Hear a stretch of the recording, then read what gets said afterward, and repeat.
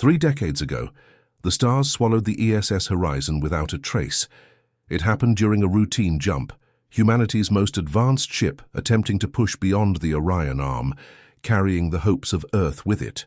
Captain June Park stood on the bridge that fateful day, her dark eyes fixed on the view screen as the experimental drive hummed to life. Behind her, 157 crew members, the brightest minds Earth had to offer, monitored their stations with quiet confidence. Nobody expected the catastrophe that followed. The jump sequence initiated normally. Energy readings stayed within expected parameters for precisely 3.7 seconds before spiking violently. Emergency alerts blared across the ship as reality itself seemed to bend around the horizon. Captain Park barely had time to order emergency protocols before communications with Earth went dead. In that instant, the most sophisticated vessel, ever built by human hands, simply vanished. Back on Earth, the disappearance shook humanity to its core. Search missions found nothing, not even debris. Memorial services honored the lost explorers, while conspiracy theories flourished. Some claimed alien intervention, others suggested a government cover-up. As years passed, the horizon became legend, a cautionary tale taught at space academies about the dangers of pushing too far, too fast. During those 30 years, humanity didn't stop reaching for the stars. New ships, new colonists, new frontiers. We established outposts on 17 worlds and made first contact with 3 alien species. The Tellurians, with their crystalline bodies and mathematical language. The Voss Collective, insect-like beings, who communicated through color patterns. And the Duranti Empire, humanoids with technology centuries beyond Earth's, who regarded humans with barely disguised contempt. An uneasy peace held between these civilizations and the United Earth Federation. Trade agreements were signed, ambassadors exchanged, but tensions simmered beneath diplomatic smiles. Humanity was the newcomer, the younger sibling trying to prove itself worthy of a seat at the galactic table. Then came the signal. It began as an anomaly detected by the long-range sensors at Proxima Station. Officer Tae Kim was halfway through his night shift, fighting boredom with his 3rd cup of synthetic coffee, when the alert pinged. Energy readings, unlike anything in the database, appearing at the edge of human-controlled space. Kim assumed it was a sensor malfunction until the computer confirmed the impossible. The energy signature matched ESS Horizon's transponder code. "This can't be right," he muttered, running the scan 3 more times before alerting his superiors. Within hours, 3 Federation vessels diverted course to intercept. Admiral Han Lee personally commanded the response aboard the flagship Intrepid. As they approached the coordinates, tension gripped the bridge crew. Sensor Officer Sue Park, no relation to the legendary captain, called out readings that defied explanation. "It's definitely the Horizon, sir. Hull integrity intact, no signs of damage, but there's radiation coming off that ship that shouldn't exist." The view screen showed a vessel that looked exactly like the historical records. Sleek, midnight blue hull with the Federation emblem prominently displayed.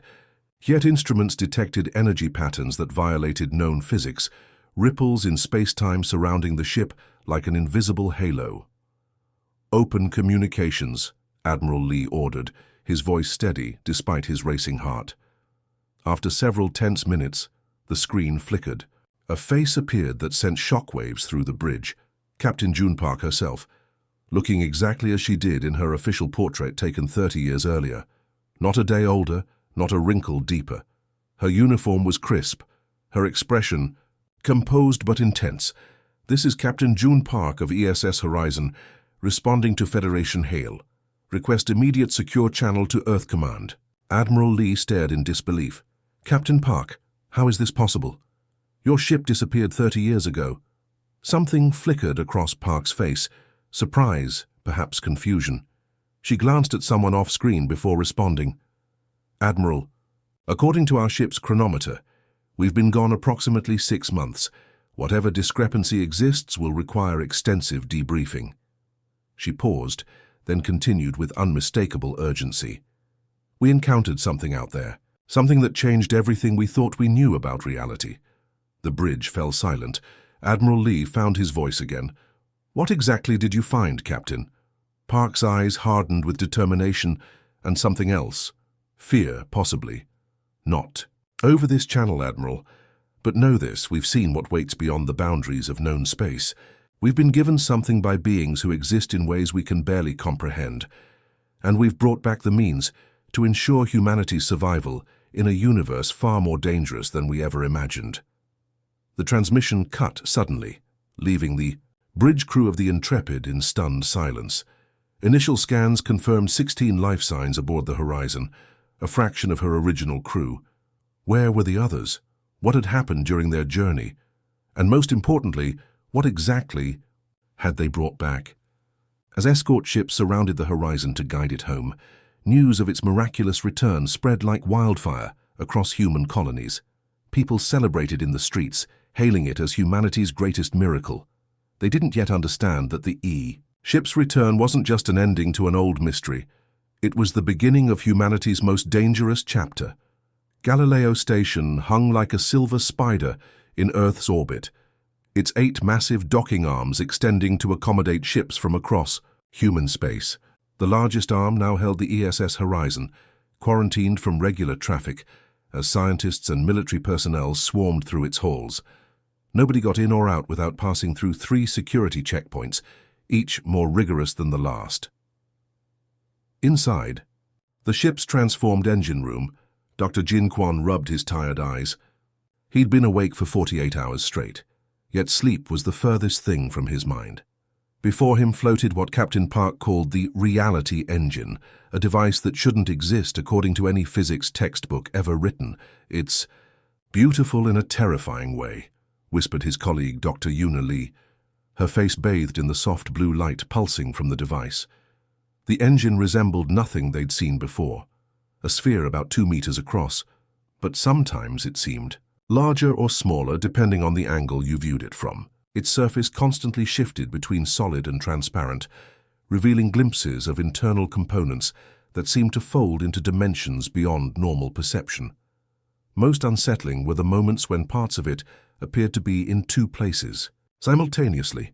"The energy readings make no sense," Jin said, checking his instruments for the 100th time. "It's drawing power from somewhere else, not our universe, at least not entirely." The door hissed open as Captain June Park entered, flanked by 2 Federation security officers who never left her side. Despite being the hero of the hour, Park was effectively under guard. Standard protocol for someone who'd encountered alien intelligence, they claimed. "Making progress, doctors?" she asked, her voice calm but carrying an edge of impatience. Jin straightened his back. "Captain, with all respect, we're dealing with technology that contradicts everything we understand about physics. We've barely scratched the surface of how it works, let alone what it can do." Park nodded. "Which is why I've been authorized to explain more." She turned to the security officers. "Leave us. Top secret clearance has been granted." After they reluctantly departed, Park approached the engine and passed her hand through its field. The air around her fingers seemed to blur. "What I'm about to tell you isn't in my official report." She looked them directly in the eyes. "We encountered beings that exist in 11 dimensions. They perceive reality in ways we can't comprehend. Past, present, future, all visible simultaneously. They see probability as we see color." Yuna leaned forward.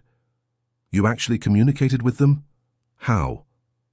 "They rebuilt portions of our brains temporarily. To allow communication, it was..." Park paused, searching for words. "Overwhelming. They've been watching humanity for centuries, impressed by our adaptability." Jin pointed at the engine. "And they just gave you this?" "Not exactly. After our drive malfunction, we were stranded in what they called the space between spaces. They studied us while we studied them. Eventually, they offered a choice: remain with them forever as study subjects, or return home with knowledge that could either elevate humanity or destroy it." Her voice hardened. "I chose to return." "But why give us such technology?" Yuna asked. "Protection." Park touched the engine's surface, causing ripples like a stone dropped in water. "They showed me things coming toward our galaxy, threats older than stars. Humanity needs to evolve quickly or perish." At Park's gesture, the engine pulsed brighter. A sphere of influence about 3 meters wide formed around it, the air inside taking on a shimmering quality. "Watch," she said. Park picked up a stylus from Jin's desk and tossed it into the field. Instead of falling, it hung suspended. When, she waved her hand, the stylus began orbiting an invisible point. "I've altered gravity within the field," she explained. "But that's just the beginning." She made another gesture. The stylus's metal components separated from the plastic, arranging themselves into perfect geometric patterns, while the plastic melted and reformed into a small sphere. "Matter manipulation at the atomic level," she continued. "We can change the properties of reality within the field. Density, state, even the direction of time." Jin's scientific mind raced with implications. This could revolutionize everything.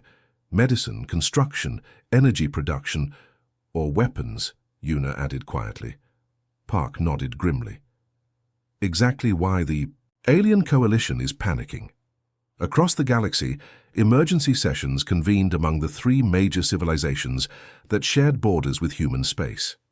The Duranti Empire, renamed in human language from their actual name, the Drakari, which humans couldn't properly pronounce, called the loudest for immediate action. High Commander Ethlar slammed his fist on the council table, his pale blue skin flushing darker with anger. "The humans have acquired Shaper technology," he roared to the assembled dignitaries. "Technology forbidden by the ancient accords." Ambassador Nelvex, more moderate than most Drakari, attempted calm. "We don't. I know that for certain. Their scientists may have independently—" "Impossible," Ethlar cut her off. "Our most sacred texts speak of the Shapers, who could bend reality to their will. They nearly destroyed the universe before disappearing. Now these primitives stumble upon their legacy. It cannot be coincidence. Reports filtered in from spies planted within human territory. The descriptions matched exactly the warnings passed down through 20,000 years of Drakari religious history.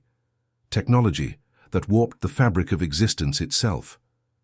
Within days, the Drakari mobilized their fleet, moving warships to positions just outside human space.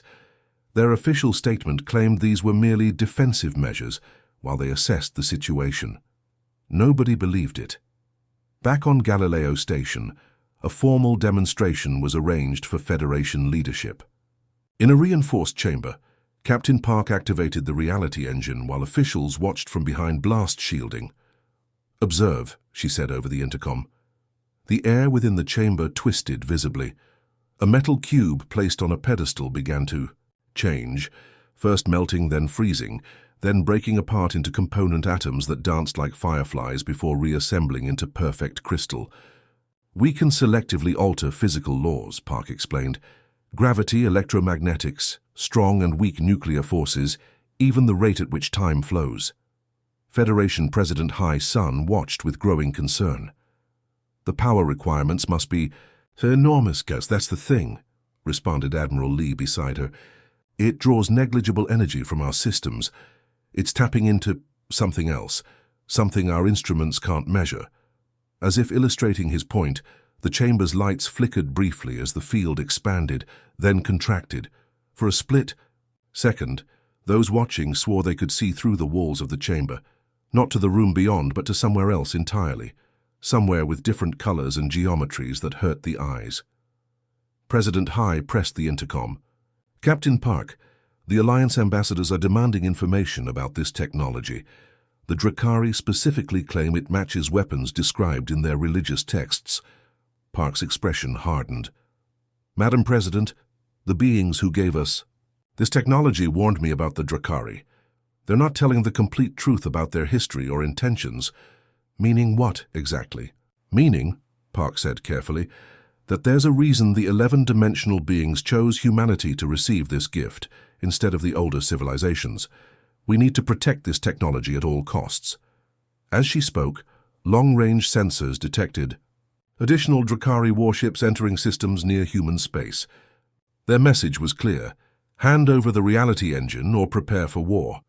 The question hanging over everyone's minds was simple but terrifying. Would humanity's greatest discovery become the catalyst for its destruction? The Federation Council, Chamber buzzed with tense voices as Admiral Chen slammed his fist on the polished table. Holographic displays showed the Horizon's recent encounter with the mysterious beings and the reality engine technology they'd shared. The ship had returned to Earth orbit just yesterday, and already the political storm was brewing. "We need more time to study this technology," urged Dr. Patel, the Federation's chief scientist. Her usually calm voice carried an edge of excitement. "The implications are staggering. Bending reality itself?" Captain Park stood silently by the wall-length window, watching Earth glow blue beneath her. She'd barely slept since the encounter, her mind still reeling from what the crystalline beings had shown her.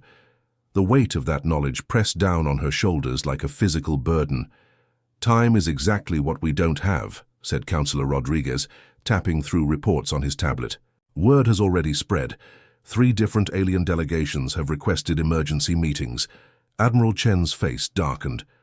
How did information about the reality engine leak so quickly? All eyes turned to Captain Park, who continued staring. "Out the window, Captain," Chen prompted. Park finally turned, dark circles visible under her eyes.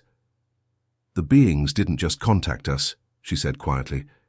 "They reached out simultaneously to several advanced civilizations. They wanted everyone to know. And you didn't think to mention this in your initial report?" Chen asked, his voice dangerously low. "I included everything relevant to the Federation's immediate security," Park replied, meeting his gaze steadily. "The technology works, we've confirmed that. Now we need to implement it before—" "Before what, Captain?" interrupted Councillor Quan, her elegant diplomatic uniform contrasting with her sharp tone. "You're suggesting we rush to develop an unknown technology without proper testing or consideration of the diplomatic consequences?" Park's patience finally snapped. 3 days of caution and debate while the clock ticked down. "What I'm suggesting is that we listen to the warning we were given," she said, moving to the center of the chamber. "Computer, display the extinction sequence the beings showed me." The holographic display shifted, showing Earth and its colonies. A timeline appeared, counting forward 50 years.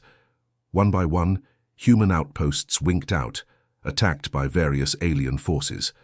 Earth itself was the last to fall, surrounded by a coalition of advanced fleets that reduced the planet to ash. "This is what happens if we don't act," Park said into the stunned silence. "The beings showed me dozens of potential futures. In every timeline where we delay implementing the reality engine, humanity is systematically eliminated by more advanced species who fear our potential." "That's preposterous," Councillor Quan scoffed, though her voice wavered. "We have peace treaties with most major powers, treaties based on our technological inferiority," Park countered. "The moment we possess something they want, something that could elevate us to their level, those treaties become worthless." The chamber doors slid open, interrupting the debate. A nervous aide rushed in, whispering urgently to Admiral Chen. His expression hardened. "It seems we have visitors," he announced grimly. "A Drakari diplomatic vessel has entered orbit, demanding an immediate audience." Park's heart sank. The Drakari, one of the most advanced and aggressive species in the quadrant, known for their rigid dominance, hierarchy, and technological superiority. "They're not scheduled to arrive until tomorrow," Dr. Patel said, confusion evident in her voice. "They've accelerated their timeline," Park muttered. "Just as the beings predicted." The council chamber was quickly transformed for the diplomatic meeting. Captain Park and her first officer, Commander Diaz, stood to one side as the Drakari delegation entered. 3 tall, scaled beings glided into the room, their ceremonial armor clicking softly with each movement. Their leader, Ambassador Tivor, fixed his vertical pupilled eyes on Park immediately. "Captain Park," he said, his universal translator giving his voice an unnatural smoothness. "Your encounter has caused quite a stir among the civilized worlds." Admiral Chen stepped forward. "Ambassador Tivor, we welcome you to Earth, though we expected your arrival tomorrow." "Events have accelerated," Tivor replied, without taking his eyes off Park. "The technology your vessel encountered represents a significant threat to galactic stability." "Or an opportunity for advancement," Councillor Rodriguez suggested diplomatically. The ambassador's scaled lip curled slightly. "The Drakari Imperium, along with the Vexar Combine and the Iridian Sovereign Systems, have conferred on this matter. We are in agreement. He pulled a small device from his armor and activated it. A holographic document appeared in the center of the room. This is a technology transfer agreement, Tavor explained. It stipulates that the Federation will immediately surrender all data, materials, and personnel related to the so-called reality engine to a joint supervisory committee. Surrender? Admiral Chen repeated incredulously. This technology was freely given to humanity. Given recklessly by beings whose motives remain unclear, Tavor countered smoothly. The three great powers cannot allow such technology to remain in developing hands. Captain Park felt a cold anger rising in her chest. This was exactly what the beings had shown her, the beginning of the end. And if we refuse? She asked. Directly. Tavor turned to her, his expression almost pitying. Captain Park, surely you understand the precarious position of humanity in the greater galactic community. Your species has only achieved interstellar travel within the last century. You are, by definition, children playing with forces beyond your understanding. That doesn't answer my question, Park pressed. The ambassador's voice hardened. Refusal would necessitate protective measures to safeguard the galactic community. Commander Diaz stepped closer to Park, whispering, "They're threatening us." "Openly, not just the Drakari," Park whispered back. "They've already formed a coalition, just like in the vision." The diplomatic exchange deteriorated quickly. Admiral Chen tried to suggest a research partnership instead of a surrender. Councillor Quan proposed a delayed implementation with oversight. Dr. Patel attempted to explain that they barely understood the technology themselves. None of it satisfied Ambassador Tavor. "Your counter-proposals are unacceptable," he finally declared. "The technology is simply too dangerous to remain in human control. My instructions are clear. Either sign the transfer agreement or face the consequences. We need time to consider," Admiral Chen began. "You have one standard day," Tavor interrupted. "By then, additional Drakari vessels will arrive along with representatives from the Vexar and Iridian fleets." Park had heard enough. While the others argued, she quietly activated her communicator, sending a prearranged signal to her crew. "This isn't a negotiation," she said loudly, drawing everyone's attention. "It's an ultimatum backed by military threat." Tavor did not deny it. "It is the unanimous decision of the three powers. The reality engine will not remain in human hands, one way or another." Park pulled a small device from her pocket, a miniature version of the reality engine the beings had helped her create. Not even her crew knew she had it. "Captain, what are you doing?" Admiral Chen demanded, recognizing the device from the reports. "What the beings intended," Park replied calmly. "They didn't give this technology to all advanced species. They gave it to us because the others would misuse it." She activated the device. A shimmer of energy surrounded her and Commander Diaz. "Captain Park, stand down immediately," Chen ordered, but his voice seemed to come from far away. "I'm sorry, Admiral," Park said sincerely, "but I've seen what happens if I obey that order." Ambassador Tavor lunged forward, his clawed hand reaching for the device. "Stop her!" But his hand passed through Park's arm as though through a hologram. The reality engine was already working, shifting her and Commander Diaz slightly out of phase with normal space-time. "The Horizon is leaving Earth orbit with the full reality engine online," Park announced. "We will not surrender this technology. It's humanity's only hope for survival." "This is treason," Councillor Quan gasped. "This is preservation," Park corrected. "The beings showed me the extinction of our species if we follow the cautious path." Admiral Chen's face showed conflicting emotions, anger, fear, and somewhere, beneath it all, a grudging understanding. "The coalition will hunt you down," Ambassador Tavor hissed. "Every ship in our combined fleets will search for the Horizon." Park smiled sadly. "They won't find us. That's the point of the reality engine. We'll be phase-shifted between dimensional planes." Her form began to fade further, becoming translucent. "Listen carefully," she said urgently to Admiral Chen. "The coalition will issue an ultimatum against all human colonies. They'll demand our surrender. Don't give in. The Horizon will return when we've mastered this technology. We'll find a way to protect humanity." "Captain," Chen reached out, but his hand passed through her dissolving form. "Trust me," were Park's final words before she and Commander Diaz vanished completely. Alarms blared throughout the chamber as reports flooded in. The horizon had disappeared from sensors, vanishing as though it had never existed. Ambassador Tivor's scaled face contorted with rage. He activated his communicator, barking orders in his native tongue. When he turned back to the Federation representatives, his voice was cold with fury. "You have made a grave mistake. The Coalition will not tolerate this theft." He tapped commands into his device, and a formal declaration appeared. "This is the official ultimatum of the Drakari Imperium, the Vexar Combine, and the Iridian Sovereign Systems," he read aloud. "Surrender the vessel Horizon and all reality engine technology within 7 standard days, or face unified military action against all human colonies." As the diplomatic disaster unfolded in the chamber, the Horizon slipped between the fabric of reality itself, carrying Captain Park, her loyal crew, and humanity's future with it. The fate of Earth now hung in the balance, caught between surrender and extinction, while its only hope vanished into the unknown. The orbital defense platform circling Earth picked up the anomaly first, a tiny ripple in space-time, barely noticeable. Among the background radiation near Neptune, then another and another. "Admiral Chen, we're detecting multiple dimensional fractures near Neptune's orbit," reported Lieutenant Nguyen, her fingers flying across the sensor controls. "Energy signatures. Sir, they match the horizon." Admiral Chen rushed to the command center of Earth Defense Headquarters, still adjusting his uniform.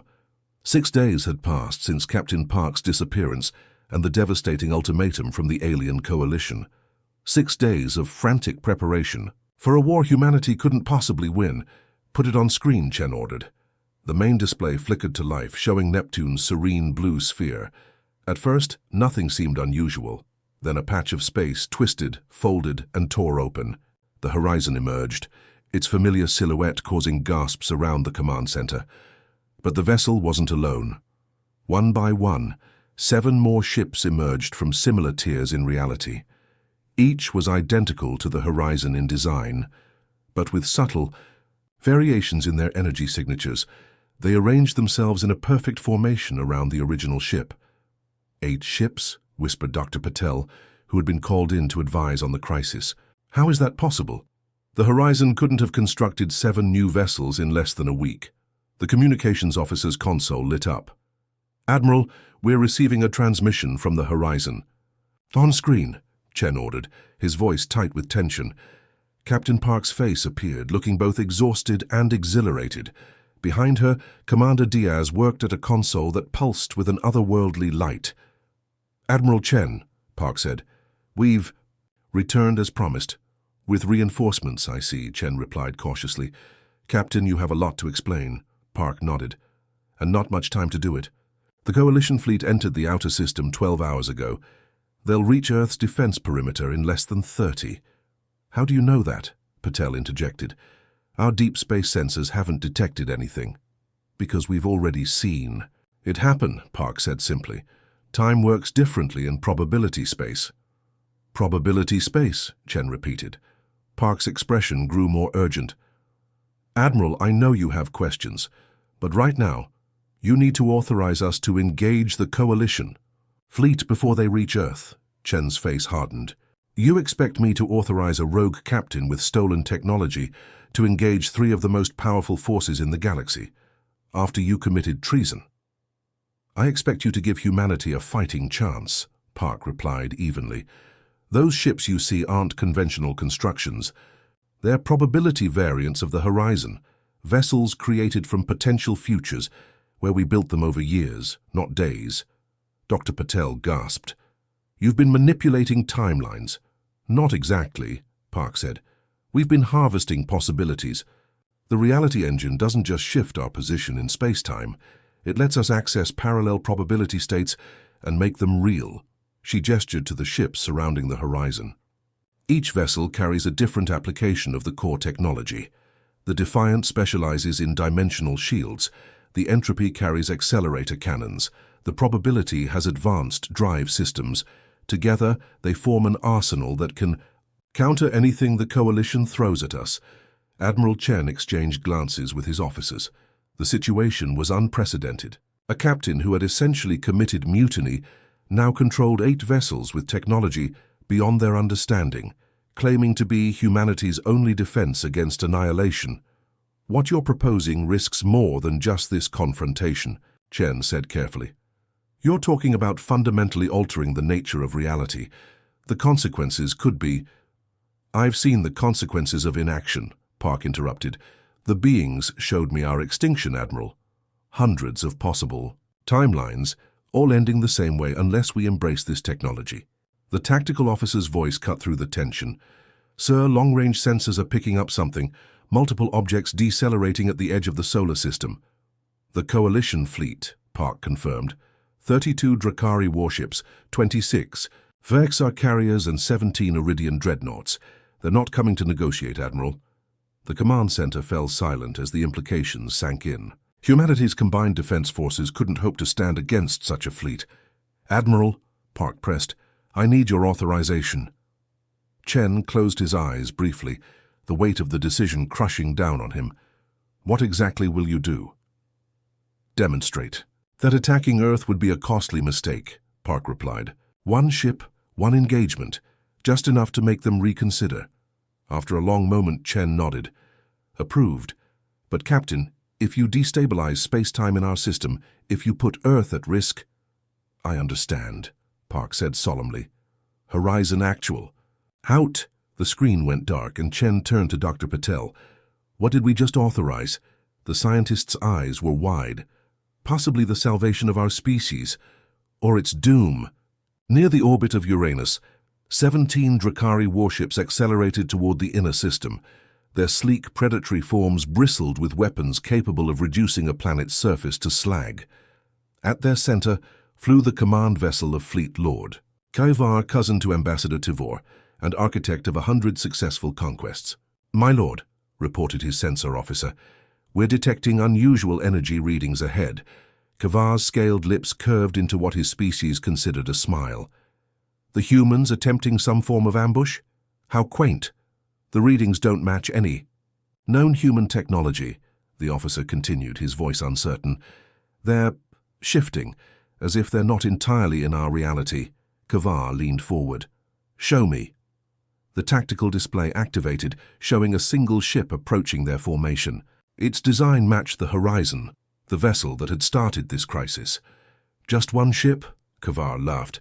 They send a single vessel against 17 of our finest warships? Open a channel. I want to offer them the chance to surrender before we destroy them. But before the communications officer could comply, the space around the approaching human vessel began to warp. Strange, shimmering fields extended outward like ripples in a pond. What are they doing? Kavar demanded. The science officer's voice shook. My lord, they're altering the fundamental properties of space-time around our formation. The fabric of reality itself is being rewritten. Kavar stood, his ceremonial armor clicking. Impossible. Fire disruptor arrays. All ships. Full attack pattern. The Drakari vessels opened fire simultaneously, launching a devastating barrage that should have atomized any human ship. But as the energy beams and missiles crossed into the strange rippling field surrounding the Horizon vessel, something unprecedented happened. The weapons slowed, then stopped, frozen in space, as if time itself had ceased to flow. Then, impossibly, they began to reverse course. Evasive action, Kavar roared, but it was too late. The Drakari fleet's own weaponry tore back through their shields, enhanced and accelerated by the strange field. 3 warships erupted into balls of plasma instantly. 4 more found their hulls aging hundreds of years in seconds, metal fatigue causing catastrophic structural failures. Aboard the Horizon variant designated Entropy, Lieutenant Yumiko watched the battle unfold on her tactical display. As weapons officer, she controlled the reality engine's entropy accelerators, devices that could selectively alter the flow of time and causality within a targeted area. Entropy field holding steady, she reported to Commander Diaz, who commanded this particular probability vessel. 17 targets engaged, 7 neutralized, 10 attempting to retreat. Diaz nodded grimly. Discontinue entropy field. Let them go. Sir? Yumiko questioned, surprised by the order. This isn't about destroying their fleet, Diaz explained. It's about sending a message. The rippling field collapsed, allowing the remaining Drakari ships to limp away, their hulls scarred and systems failing from exposure to the altered spacetime. Back on the original horizon, Captain Park watched the engagement from her command chair. "Status of the probability matrix?" she asked her science officer. "Stable, Captain, all 8 vessels maintaining cohesion within normal parameters." Park nodded, relieved. The beings had warned her that pulling multiple probability variants into the same reality carried risks. The longer they existed simultaneously, the greater the strain on the underlying fabric of space-time. "Captain," her communications officer called out, "we're receiving a transmission from Fleet Lord Kavar." "On screen," Park ordered. The image of a Drakari commander appeared, his scaled face showing an emotion rarely seen in his kind: fear. "What have you done?" Kavar demanded. "What is this abomination you have unleashed?" Park met his gaze steadily. "We've done exactly what you feared, Fleet Lord. We've evolved. The technology you sought to take from us has become part of us now. This was just a demonstration." She leaned forward. 7 of your ships destroyed, 10 crippled. By just one of our vessels, we have 7 more, each with different capabilities. You cannot begin to comprehend. "This violates all natural laws," Kavar hissed. "You meddle with forces that could unravel reality itself." "Perhaps," Park acknowledged, "but the alternative was the unraveling of humanity. We made our choice. Now you must make yours. Retreat from our system and convince your coalition to withdraw their ultimatum, or face the full arsenal we've awakened." The Drakari commander's vertical pupils narrowed to slits. "This is not over, human. The coalition will not tolerate such power in the hands of children," Park finished for him. "That's what Ambassador Tavor called us. Children playing with forces beyond our understanding." She smiled without humor. "He was right about one thing. We are young, but we learn quickly." She terminated the transmission and turned to her bridge crew. "Begin Phase 2. Have the probability. And the Defiant move to Earth orbit. Position the others throughout the system as we planned." As her orders were carried out, Park gazed at the tactical display showing the retreating Drakari vessels. She knew this was just the beginning. The coalition would regroup, strategize, perhaps even unite more alien powers against the threat humanity now represented. But for the first time since the beings had shown her humanity's potential extinction, Captain Park felt something she'd almost forgotten: hope. In Earth's Defense Headquarters, Admiral Chen and his staff watched the sensor feeds in stunned silence. 7 Drakari warships destroyed, the tactical officer reported in a hollow voice. "By technology we barely understand, wielded by our own people." Chen turned to Dr. Patel. "What have we unleashed?" The scientist's eyes remained fixed on the readings from the Horizon vessels. "Either our salvation," she whispered, "or a new kind of war. One fought not just with weapons, but with reality itself." 3 weeks after the Neptune engagement, Captain Park stood in the great dome of the Federation Council chamber. Sunlight streamed through the transparent ceiling, illuminating. Representatives from every human colony. The room buzzed with excitement and apprehension. Nobody had expected the coalition to retreat so quickly after a single battle. "The Drakari fleet withdrew beyond Pluto's orbit 2 days ago," Admiral Chen reported, standing at the central podium. "The Vexar and Iridian forces never even entered our system. This morning we received a formal request for peace negotiations from all 3 powers." Murmurs rippled through the assembly. Just weeks ago, humanity had faced extinction. Now advanced civilizations that had looked down on humans for generations were requesting peace talks. And we're supposed to believe they've simply given up? Councillor Quan asked skeptically. Her diplomatic experience made her wary of sudden reversals. "Not given up," Captain Park said, stepping forward. "Reassessed. They've realized that taking this technology by force isn't possible." All eyes turned to Park. Since returning with the probability fleet, she had become a controversial figure, savior to some, dangerous renegade to others. "Captain Park," Council President Oliveira acknowledged with a nod. "You've been summoned to explain not just the tactical situation, but the true nature of this technology. The Council deserves to know what we're dealing with." Park gazed around the chamber, at the faces of those responsible for humanity's future. She had carried The weight of knowledge alone for too long. The beings who gave us the reality engine weren't just advanced aliens, she began. They exist in 11 dimensions, while we perceive only 4. To them, all possible timelines exist simultaneously, past, present, future, and every decision branch between them. She activated a holographic display showing the crystalline entities they had encountered. They've been watching us for millennia, watching all intelligent species and occasionally testing us. Testing? Admiral Chen repeated. You never mentioned any test, because I didn't fully understand until we entered probability space, Park explained. The reality engine technology has been given to thousands of species throughout the galaxy's history. It's a turning point, a cosmic filter that determines which civilizations evolve to higher states of existence and which destroy themselves. She let that sink in before continuing. Species who use the technology for domination, who reshape reality to suit their desires without restraint. They eventually collapse the fabric of space-time around their worlds. The power corrupts them until they tear apart their own reality. The key. Chamber fell silent as the implications settled over the assembly. And those who show restraint? Asked Dr. Patel, who had been studying the technology since the Horizon's return. Park smiled slightly. They evolve. They learn to perceive higher dimensions. Eventually, they join the beings in a state of existence we can barely comprehend. Counselor. Rodriguez leaned forward. You're saying these beings are, what? Former mortal species who ascended? Exactly, Park confirmed. They were once like us, limited to 4 dimensions, struggling with the same choices. Some might have been humanoid, others utterly alien, but all faced the same test we now face. And the coalition? President Oliveira asked. Why have they suddenly backed down? Because they've seen this before, Park said grimly.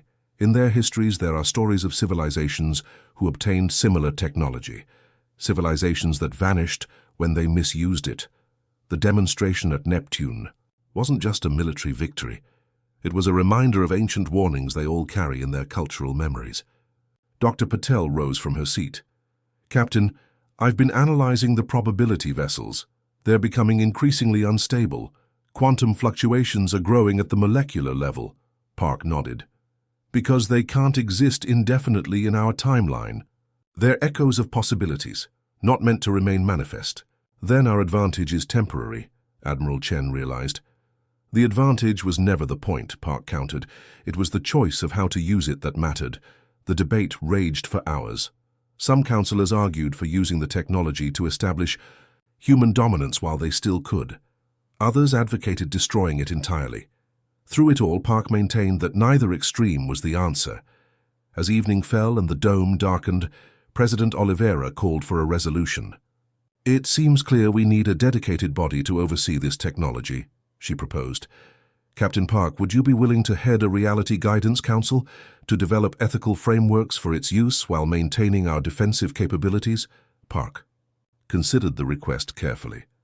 Yes, but with conditions. The technology must never be used for conquest or to impose our will on others.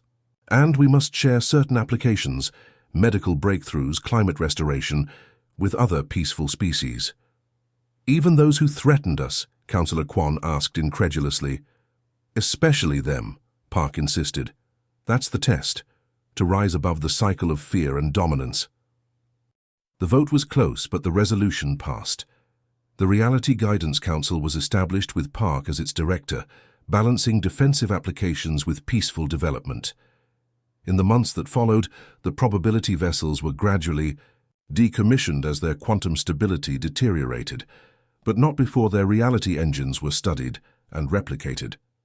The technology was integrated into Earth's defense platforms, not as weapons, but as shields capable of diverting attacks into harmless probability states. The peace negotiations with the coalition progressed slowly but steadily.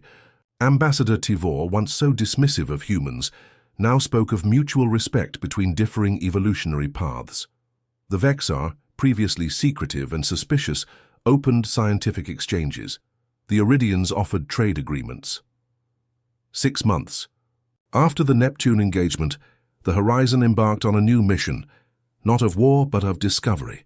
Captain Park had stepped down from active command to lead the Reality Guidance Council, but Commander Diaz continued her work, taking the ship to the edges of known space.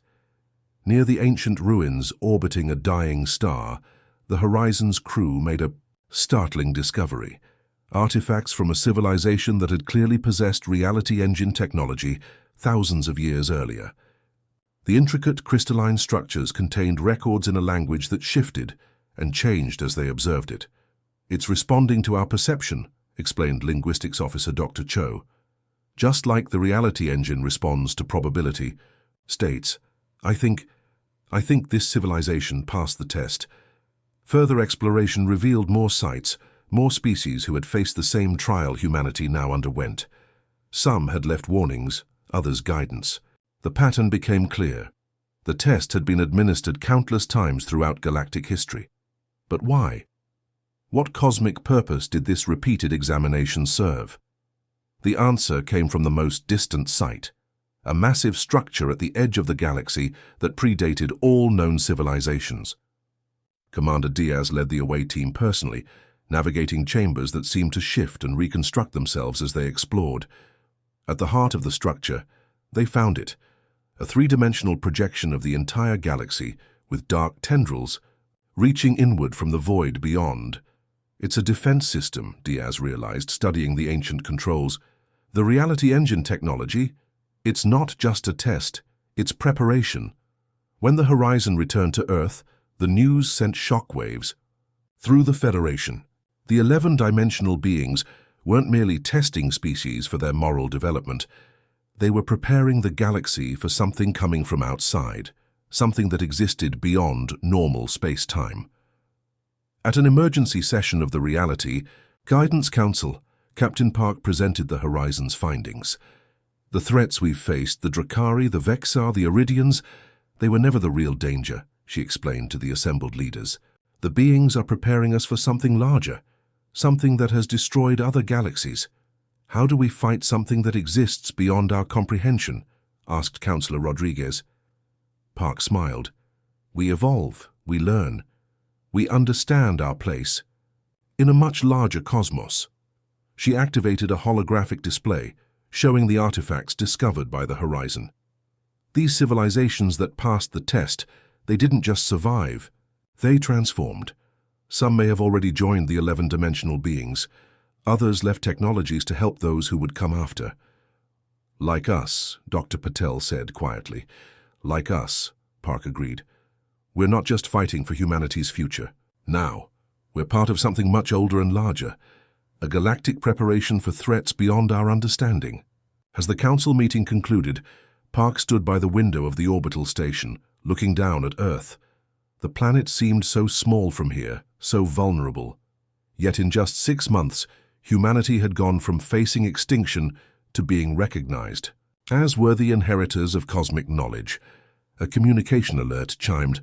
It was Commander Diaz reporting from the Horizon's new expedition. "Captain, we've made contact with representatives from 3 species who passed the test centuries ago. They've been waiting for new civilizations to join what they call the Guardian Consensus. They want to meet with humanity's leaders," Park smiled. "Tell them we're ready."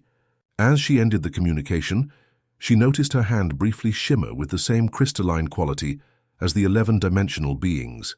It lasted only a moment, but the meaning was clear. The test continued. Humanity was passing, and the universe was larger, stranger, and more wondrous than they had ever imagined. The journey toward becoming gods among the stars had only just begun.